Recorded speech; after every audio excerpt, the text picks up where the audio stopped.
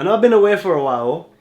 It's been a minute, but you might have noticed some changes going on this channel, but it's about time stuff changes really, because we grow and change as individuals, we grow and change as people, so just bear with me what's going on, but you'll see the transition shortly. Anyways, without that weird explanation and intro out of the way, welcome to this video. This video is going to be going over 5 things to know before starting Amazon FBA. I'm assuming you're watching this video because you already know what Amazon FBA is and you're kind of on the fence of thinking to start doing it. Well, let me break down some things before you actually get into it. This is going to be quite a different form of content for my viewers that traditionally watch my channel. I'm going to have an FBA beginner's guide kind of thing coming soon with like episodes. So let me know what kind of stuff you want to know about and what you kind of want to see with that down below in the comment section. Obviously, we're going to start off with the basic episode first, explaining what FBA is, and then gradually going up further and further. Before we get into anything, let me just... my mouth's getting dry.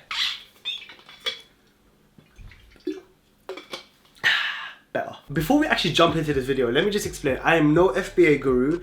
I've basically just started FBA some months ago and it's gradually become a thing which I have learned, experienced, made mistakes, and I want to share my experiences with you guys so you don't make the same mistakes that I did. Now, with that out of the way, if you're someone that actually wants to start FBA and you know what you're doing, and you just want to build help with some retail or online arbitrage, check out Profitor. Link is down below in the description. You get 5% off of your first yearly plan. Profitor is basically an app which allows you to scan products and actually tell you exactly what the exact fee is going to be from Amazon and what exact profit you're going to be getting. It's much more accurate than Amazon structure. As well as that, they got a deal sheet, which is actually something which you can use and actually find products which you can purchase and actually be making profit for you. So if you want more information on that, check out the description. I was gonna say comments.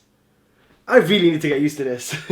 Come on, bruv, get back into this YouTube game, fam. Number one thing before you start Amazon FBA is going to take time. Like, nothing happens overnight. Success is not achieved within a few hours. This is a long-term process. It took me a few months before I started actually making some decent profit, and it's taken me some time to actually learn the process. Your first few months is going to be learning the process, making mistakes, because if you don't make mistakes, you're not going to learn. It's simple as that. But the point of these videos are obviously going to be to make lesser mistakes so you don't hurt your bank pocket a lot. But yeah, generally speaking, it will take some time before you start making some decent profit, and with the hope of time being taken, is going to take much more time in terms of you growing it and actually becoming a major successful standalone business platform, which you can then consider yourself self-employed, because that is essentially the goal. The second thing which you want to notice, kind of a two-part thing, if you're going for products, make sure you're going for products that are less than 100,000 in the ranking and have a buy box. The Amazon ranking is basically how well a product sells. 100,000 is usually the go-to. I usually stick to around 60,000 myself,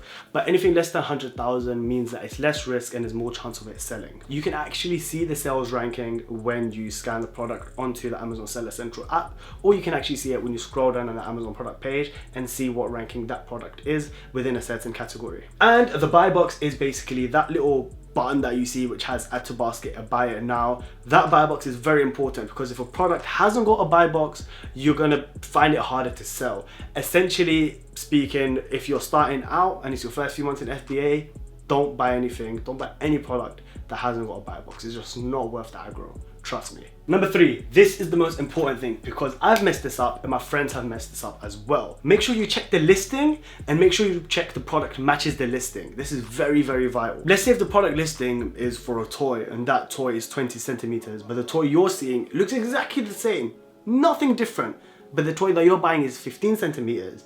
That is very, very vital. Little things like that do matter. From things like if something is in a plastic tube versus a can or a bottle. Measurements of liquids, weights of products, all these things need to be looked at. Analyze the product and check and make sure it's exactly the 100, make sure it's exactly that, make sure it's exactly 100% the same product that you are going to be buying. Look at the picture, make sure the picture matches, make sure there's not actually major differences between them. Look at the list of ingredients, look at the list of dimensions of the product, make sure it's the right product before you buy. I did that once actually. Let me give you an example. So I bought some cat food. It was the wrong one, which I made a mistake. It was literally like 150 grams instead of 200.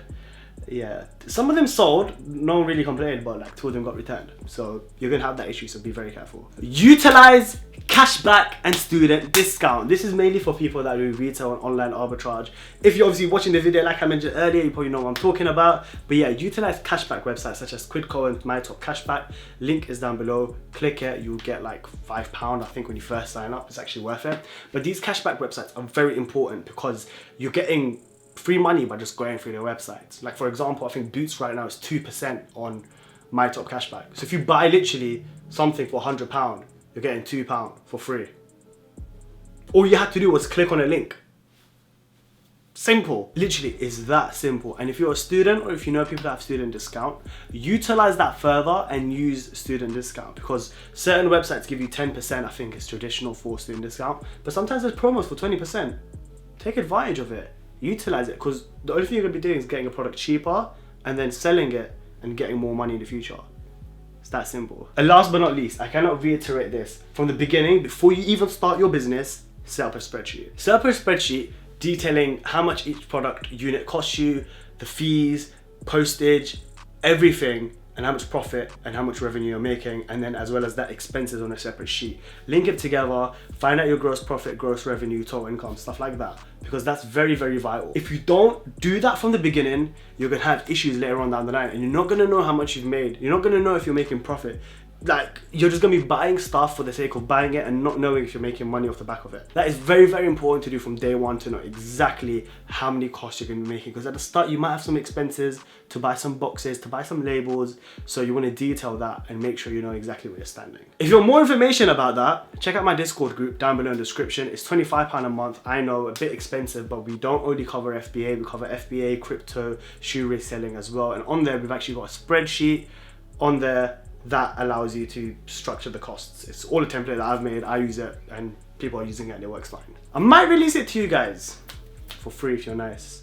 We'll work around that one because I don't know how many views and how many people are actually going to be interested in this, first of all. But yeah, that's pretty much it. That's the first 5 things you want to take into consideration and learn before you actually start FBA, before you actually jump the gun and jump in this process. Why am I stepping on bubble? Why is there bubble wrap here? Because if you just jump into it without knowing anything and just doing it for the sake of doing it, you're gonna struggle. And I really hope these things do help you out. Obviously, I'm not gonna be doing FBA related content. I'm gonna be doing other stuff as well. So do leave a comment down below in terms of what you want to see FBA related with the guide that I'm got releasing, plus any other things that you wanted to see. But yeah, that's pretty much it for this video. I hope you guys did enjoy it. I feel like I've waffled and hopefully something has come across to you. I'll probably settle in more and come back to this whole form of actually being on a camera again. But yeah, thank you guys for watching the video. If you did enjoy, hit the like button, subscribe if you're new around here, and I'll catch you lot in my next one.